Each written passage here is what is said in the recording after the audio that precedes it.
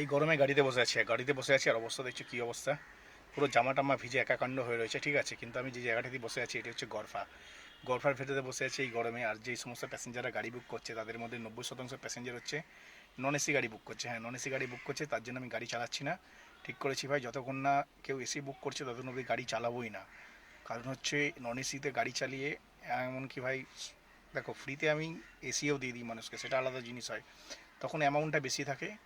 মানুষকে আমি ফ্রিতে এসি দিয়ে দিই, কিন্তু এখন অ্যামাউন্টটা প্রচণ্ড কম, এখন ফ্রিতে এসি দেওয়া যাবে না। আর তাছাড়া বাইরে মারাত্মক গরম, 39 ডিগ্রি, মানে 39 ডিগ্রি দেখাচ্ছে, বাট রিয়েল ফিল 46-47 এরকম, মানে হিউমিডিটি অ্যাড করলে। তো এত গরমে ভাই প্রশ্নই আসে না নন নন এসি গাড়ি চালানোর। আর আমি বুঝতে পারছি না ভাই, ইনড্রাইভে সব নন এসি ট্রিপ কেন বুক হচ্ছে ভাই। ইনড্রাইভ কোম্পানিটা না একটু পাগল হয়ে গেছে। আর এরা হচ্ছে এদের ভাড়ার ওখানে সেকশানেও ভাই অনেক কিছু পাল্টে দিয়েছে, যেখানে আমরা এডিট করে ভাড়া বাড়াতে পারতাম সেই জায়গাটিকে চেঞ্জ করে তিনখানা অপশান দিয়েছে, এক্সট্রা অপশানগুলো আর নেই।